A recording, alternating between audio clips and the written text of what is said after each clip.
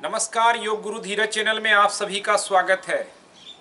हमारे प्राचीन ऋषि मुनियों ने महत्वपूर्ण तंत्र को पकड़ा जिससे पूरे शरीर की व्यवस्था को सुदृढ़ किया जा सके, स्वस्थ रखा जा सके, निरोग रखा जा सके। ऐसी ही एक व्यवस्था है वेगस नर्व की। हमारे शरीर का एक ऐसा नर्व जो सबसे लंबा है और शरीर के सभी महत्वपूर्ण ऑर्गन को अंगों से जोड़े रखता है। और हमारे सनातन परंपरा योग की है, इस पे फोकस किया गया कि क्यों नहीं इसी एक नर्व को हम सुदृढ़ कर लें, बेहतर कर लें, जिससे सभी अंग हमारा जुड़ा हो। ये नर्व क्या है मैं अभी समझा रहा हूं, कैसे हर अंगों से दिखा हुआ उसका डायग्राम दिखा रहा हूं। तो आज हम यही बताएंगे ये नर्व कितना महत्वपूर्ण है और मात्र एक महत्वपूर्ण प्राणायाम अगर आप उसको इस्तेमाल करते हैं, नियमित तौर पर करते हैं, तो आपको जबरदस्त लाभ आपके जीवन में दिखना शुरू हो जाएगा। इससे पहले हम डायग्राम में जाते हैं। हम एक कंप्यूटर पर एक तस्वीर आपके लिए निकाल के रखे हुए हैं। ये जो पीली लाइन आपको दिख रही है ये वेगस नर्व है। यहाँ आप दिख रहे हैं लिखा हुआ है वेगस नर्व। ये पीली लाइन जो दिख रही है नर्व की, ये वेगस नर्व है। आप देख रहे हैं कि स्टार्ट हुआ है एकदम सिर के ब्रेन के हिस्से से, वहां ब्रेन से ये कनेक्टेड है और यहां से ये थायराइड ग्लैंड वहां से जुड़ा हुआ है, फिर आगे बढ़ता जाता है। और आपका महत्वपूर्ण तंत्र फिर क्या है, लंग्स में दिखा रहा है। ये वेगस नर्व लंग्स में उसका ब्रांचेज गया हुआ है। पीली लाइन को देखते जाइए। और फिर ये कार्डिक ब्रांच यानी हार्ट के तरफ जुड़ा हुआ है। और फिर अगर आगे आप बढ़ते हैं तो इसोफेगस जो है, स्टमक है यानी पेट, स्प्लीन, यहाँ अलग अलग दिखाया गया है। भीतर में इस तरह की व्यवस्था नहीं होती, लेकिन नर्व कैसे जुड़ा हुआ है इसको बताया गया है। मैं शॉर्ट में बता रहा हूँ इसको ताकि हम फोकस कर सके। मुख, लीवर है, आपकी किडनी है, आपका पेट है, आंत है, ये सब आखिरी सिरा तक देखिए कई सारे इसके ब्रांचेज जो हैं, लेकिन मुख्य तौर पर एक नर्व पूरी यहाँ से निकल करके आप देख रहे हैं उसके अलग अलग तरीके से एक लंबा घुमावदार, इसीलिए इसको वेगस कहा गया है। वेगस मतलब ये अर्थ होता है कि जो कई तरह से घुमावदार रास्ते लिए हुआ है। तो इसीलिए एक नर्व्स, इस पीली नर्व्स को जो डायग्राम में दिखाया गया है, अगर हम कंट्रोल कर लें तो हम सारे अंग को, ग्लैंड को, यानी जो हार्मोन का उत्सर्जन करता है, चाहे थायराइड प्रॉब्लम हो, स्ट्रेस ज्यादा होता है तो हमारा एड्रिनल ग्लैंड काम करने लगता है और वो स्ट्रेस हार्मोन रिलीज करता है। और कई तरह के हार्मोन से रिलेटेड डिस्कम्फर्ट, हेयर का ग्रोथ हो, चाहे बॉडी का ग्रोथ हो, या महिलाओं का मेंस्ट्रुअल पीरियड हो, प्रेगनेंसी हो, सब हार्मोन से रिलेटेड। हमारा गुस्सा होना, शांत होना, रिलैक्स होना, सब हार्मोन से रिलेटेड है। और ये वेगस नर्व्स उससे कंट्रोल करता है, क्योंकि ये हमारे नर्वस सिस्टम का सेनापति है। ये पारासिम्पैथेटिक नर्वस सिस्टम, जिसको हमारे ऋषियों ने कहा चंद्र नाड़ी, चंद्र नाड़ी को हम महत्वपूर्ण रूप से कंट्रोल के लिए, इसलिए हमने शिव के सिर पे चंद्र को दिखाया। शिव जी के सिर पे चंद्र, यही है कि चंद्र को उन्होंने कंट्रोल कर लिया है। और इस कंट्रोल करने का मुख्य हथियार क्या है, वेगस नर्व। तो वेगस को हम कैसे कर सकते हैं कंट्रोल, बहुत सारे रिसर्च अमेरिका से लेकर यूरोप के डिफरेंट कंट्री में हुए कि कैसे योगा काम करता है, योग इतना लाभ कैसे देता है। देखा गया कि इसमें फास्ट ब्रीदिंग एकदम से काम नहीं करता है, यानी जैसे कपालभाति क्रिया हो, फास्ट जल्दी लेते हैं जल्दी छोड़ते हैं, वो काम नहीं करेगा वेगस नर्व को एक्टिव करने में। वस्त्रिका है वो काम नहीं करेगा। जो भी किसी तरह का आप जल्दी सांस लेते हैं वो वेगस नर्व को एक्टिवेट नहीं करता, स्टिमुलेट नहीं करता है। तो इस तरह आप सभी अंगों पर एक साथ जो कंट्रोल करना चाहते हैं वो सुनिश्चित नहीं हो सकता है।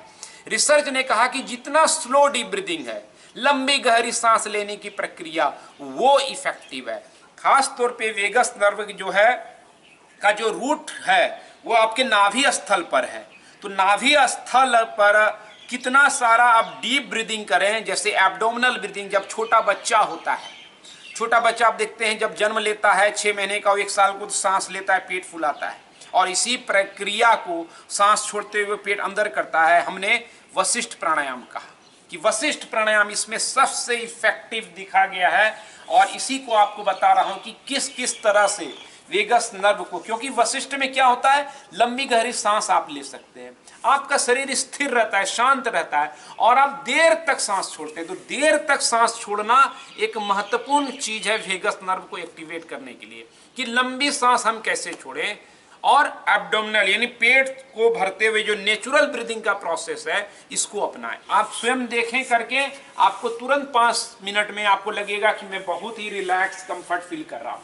इसको अलग अलग तरीके से मैं 3 तरीके से बताऊंगा। वशिष्ठ को बेसिक लेवल पे कैसे करें, फिर एडवांस में कैसे। सबसे जरूरी क्या है कि आंखों को बंद कर लीजिए, पूरा स्पाइन रिलैक्स रहे, दोनों पांव को बेंड रखेंगे ताकि पेट की मसल रिलैक्स हो। कई लोग बोलेंगे कि देखना, प्रोसेस को दिखाना भी इफेक्टिव है, इसलिए मैं थोड़ा पेट के हिस्से को उभार देता हूं ताकि आप समझ सकें पूरे प्रक्रिया को।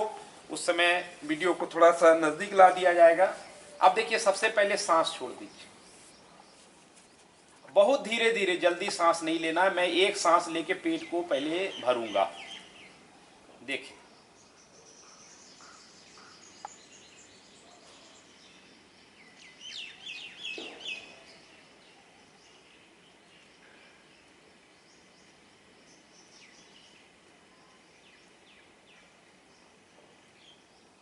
तो पहला काम क्या किया, मैंने सांस लेके पेट को भरा। अब इसी सांस को निकालेंगे।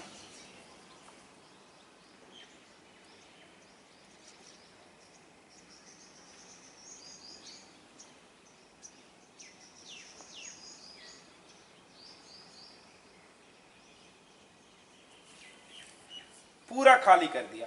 तो पहला प्रक्रिया क्या है कि इसी सांस को बार बार धीरे धीरे लेंगे। अगर आपने जल्दीबाजी की, क्योंकि कई जगह आपको टीवी पे दिखा लिया होगा कि ज्यादा सांस भरना है, सांस को खींचो, कभी भी खींचने से आप सांस को लंबी नहीं कर सकेंगे। आप स्वयं करके देखें, इसमें कोई बहुत बड़ा प्रयोग करने की जरूरत नहीं है, प्रयोगशाला जाने की जरूरत नहीं, आपका शरीर ही प्रयोगशाला है। आप धीरे सांस लेके देखें, आप फील करेंगे कि बहुत लंबी सांस हो रही है। अगर जल्दी लेंगे तो छोटी सांस होगी। इसीलिए ये प्रक्रिया गलत है, जिसने भी बताया है उसकी गलती है ये, और उस गलती को आप दोहराए नहीं। तो सबसे पहला प्रक्रिया ही है कि धीरे धीरे सांस लेंगे। अब सांस कहा गया कि जितना देर तक हम छोड़ेंगे उतना वेगस नर्व हमारा एक्टिव होगा। तो देर तक सांस नॉर्मल छोड़ते हैं तो नहीं छूटती है, उसको करने के लिए हम भ्रामरी को जोड़ देंगे वशिष्ठ में। देखेंगे कैसे। अब दूसरा प्रक्रिया, ताकि देर तक सांस छोड़े और वेगस मेरा और एक्टिव हो, रिलैक्स हो। सांस छोड़ दीजिए, मैं एक सांस लूंगा, फिर भ्रामरी करते हुए छोड़ूंगा उसको।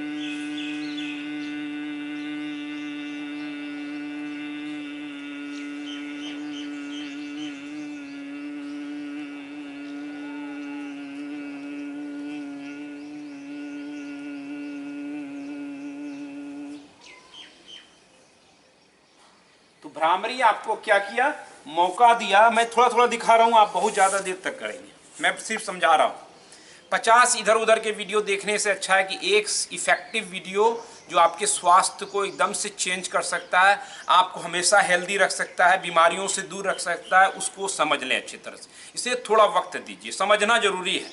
फटाफट देखनी है, समझे कुछ नहीं, जीवन में उतरा कुछ नहीं, परिवर्तन आया नहीं तो कोई काम का नहीं है। इसलिए एक वीडियो को स्पेसिफिक तौर पर देखिए ध्यान से। तो सांस हम जब छोड़ते हैं लंबी नहीं होती है, इसलिए हमने भ्रामरी में इसको जोड़ दिया। भ्रामरी करने से क्या हुआ, देर तलक सांस छूटी और पेट कॉन्ट्रैक्ट हुआ और नाभि का क्षेत्र फिर स्टिमुलेट होगा, जो मणिपुर चक्र है। इसलिए हमारे ऋषियों ने क्या कहा, मणिपुर चक्र जो है हमारे प्राण का भंडार है। हम गणेश जी के पेट को फूला हुआ देखते हैं, क्यों? गणेश जी क्या पेट उनका ज्यादा बड़ा है क्या? दिखाया गया है प्रतीक में कि आपकी सांसें लंबी होनी चाहिए, इतनी कि पेट फूला रह जाए, पेट फूल जाए। तो एब्डोमिनल ब्रीदिंग करना, ये प्रतीक है गणेश जी के पेट को बड़ा दिखाने के लिए। आपने लाफिंग बुद्धा देखा होगा, लाफिंग बुद्धा की तस्वीरें आती हैं आजकल, सजावट में भी लोग रखते हैं घरों में, उसका भी पेट बड़ा दिखाया गया है और हंसता हुआ चेहरा है। यानी जो भी एब्डोमिनल ब्रीदिंग करेगा, वशिष्ठ प्राणायाम करेगा, उसके जीवन में हंसी आएगी, आनंद आएगा। ये साफ आपको प्रतीक के तौर में पहले के लोग बताते थे, सिंबल के तौर पर। उस सिंबल को समझना पड़ेगा। आपका मन तन इतना हल्का हो जाएगा वशिष्ठ प्राणायाम करके, जैसे गणेश जी हल्के हो गए हैं कि वो चूहे जैसे सवारी पे भी बैठ सकते हैं। चूहा जैसे हल्का होता है ऐसी वो हल्कापन आपके जीवन में आ जाएगा, रिलैक्सेशन आपके जीवन में आ जाएगा। ये प्रतीक है। अब चूहा, आप सोचिएगा गणेश जी चूहा पे कैसे बैठेंगे भाई, ये तो गलत है। गलत नहीं है, आपकी सोच गलत है। प्रतीकों को समझिए, सिंबल को समझिए और उससे सूत्रों को पकड़ करके विराट को प्रकट कर दीजिए। तो ये एक प्रक्रिया, आप ब्लॉक लगा करके भी इस चीज को और इफेक्टिव बना सकते हैं। इस तरह का ब्लॉक ले लीजिए और पीठ के पीछे, अगर ब्लॉक नहीं है, घर का ढोलक तकिया मसलन है, बोल्स्टर जिसको कहते हैं, उसको लगाइए पीठ के पीछे और लेट जाइए। खास तौर पर देखिए, अगर लग रहा है कि कम खिलाहट होगा तो डबल ब्लॉक लगा सकते हैं। ऐसा लगाया, लेट गए, फैल गया। देखिए छाती कैसे मेरे फैल गई, यहाँ सिर लटका हुआ है, यहाँ तकिया दे दीजिए। मेरे पास अभी नहीं है तो मैं सपोर्ट के लिए हाथ लगा दिया। आप इस तरह से कीजिए, नॉर्मल पैर रखिए और ब्रीदिंग कीजिए। कमर दर्द है तो एक ही ब्लॉक लगाइए, मत लगाइए।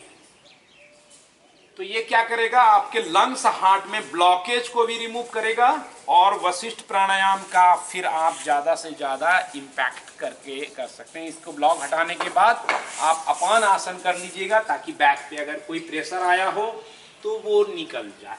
अब वशिष्ठ प्राणायाम को सबसे लॉन्ग कैसे करें, उसमें यौगिक डीप ब्रीदिंग जोड़ देंगे। लास्ट हथियार बता रहा हूं, क्योंकि हम वेगस नर्व को जितना इफेक्टिव बनाना चाहते हैं उसके लिए हमको उतनी लंबी सांस और उतनी ही देर तक सांस को छोड़नी पड़ेगी। उसमें उज्जयी ब्रीदिंग का सहारा लेंगे और डीप यौगिक ब्रीदिंग का। डीप यौगिक ब्रीदिंग में क्या करते हैं, पहले सांस पेट से लेते हैं और उसी सांस को धीरे धीरे हम शिफ्ट करते जाएंगे। दोबारा नहीं लेना, उसी सांस को कंटिन्यूटी में लेते लेते छाती तक भरेंगे, फील करेंगे कॉलर बोन तक चला गया, फील करना है।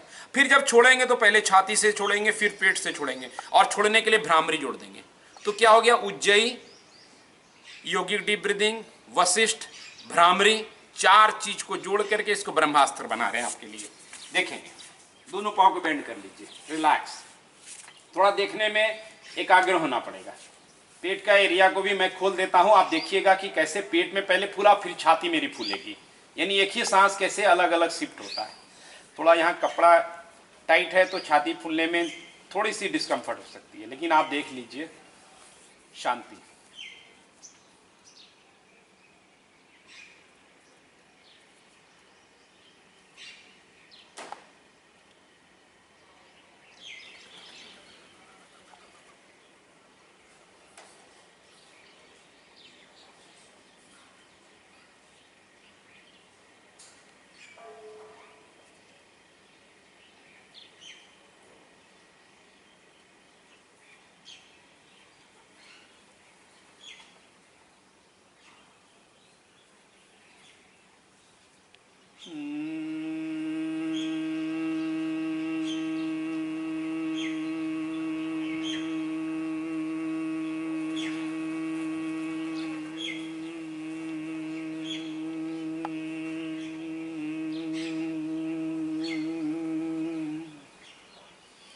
फिर सांस छोड़ते रहेंगे। तो यहाँ पे पूरी प्रक्रिया को जितना आप शांति से करेंगे उतना बेहतर होगा। मैं आपको बता भी रहा हूँ, बोल भी रहा हूँ, तो ब्रीदिंग डिस्टर्ब हो जाती है। तो आप इसको जितना शांत होते जाएंगे, आप फील करेंगे कि 3 से 5 मिनट भी अगर आपने वशिष्ठ प्राणायाम इस तरीके से किया, आपका तन मन रिलैक्स हो जाएगा। खासियत क्या है कि एक बीमार व्यक्ति हॉस्पिटल में है, वो भी इसको ठीक कर सकते हैं अभ्यास। वशिष्ठ प्राणायाम का अभ्यास करेंगे, लीवर का प्रॉब्लम हो, किडनी का प्रॉब्लम है, जो भी प्रॉब्लम है, आप देखते हैं वेगस नर्व हर जगह से जुड़ा हुआ है। जैसे वेगस का तार टाइट होगा, सारा अंग टाइट होने लगेगा, वो अपने अपने रिदम में आने लगेगा, स्वास्थ्य उसको मिलने लगेगा। चाहे हॉस्पिटल में कुछ हो, आपके बीमार परिवार के कोई भी व्यक्ति, उनको बताइए कि वशिष्ठ शुरू कर दीजिए, उसका इम्पैक्ट देखिए। चाहे बेसिक करें या एडवांस करें, कुछ भी शुरू कर दीजिए। आप तनाव में हैं, स्ट्रेस में हैं, कुछ समस्या लग रही है, आप शुरू कर दीजिए। तो घर में बुजुर्ग व्यक्ति है, बीमार व्यक्ति है, बच्चे हैं, आप बच्चों को समझा सकते हैं। इतना सरल प्राणायाम है कि इसमें कुछ टेक्निक की जरूरत ही नहीं है। आप कितना देर इसको करें, कम से कम 3 से 5 मिनट जरूर कीजिए और मैक्सिमम जितना कीजिए, इसका कोई किसी तरह का नुकसान नहीं बल्कि फायदा है। खाने के तुरंत बाद सवाल होगा, कर सकते हैं, खाने से पहले कीजिए। हमेशा खाने के बाद की ही क्यों पूछते हैं, खाने से पहले कर लीजिए, उसके बाद खाना खाइए। हर नर्व टोन होने से हर अंग बेहतर रहेगा, तो खाना पाचन बेहतर होगा। कोलाइटिस की समस्या है, पेट आंत की समस्या है, वशिष्ठ को ब्रह्मास्त्र बनाइए, लीवर किडनी का प्रॉब्लम है, हार्ट का प्रॉब्लम है, थायराइड का, थाइमस ग्लैंड का प्रॉब्लम है, एड्रिनल ग्लैंड का प्रॉब्लम है, बच्चेदानी में कोई इश्यू है, पीरियड में हार्मोन डिस्टर्बेंस है, कुछ भी, आप इस प्राणायाम को ब्रह्मा समझ करके, कलयुग में ये वरदान है, इसको आप आजमाइए और अपना कमेंट बताइए 3 मिनट 2 मिनट अभ्यास करके कि कैसे वशिष्ठ प्राणायाम आपके जीवन को रिलैक्स करता है, शांत करता है। कोई भी परिस्थिति हो, वशिष्ठ को याद रखिए। तो आज इतना ही। जय गुरु भगवान वशिष्ठ, आपका कल्याण हो। हरि ओम।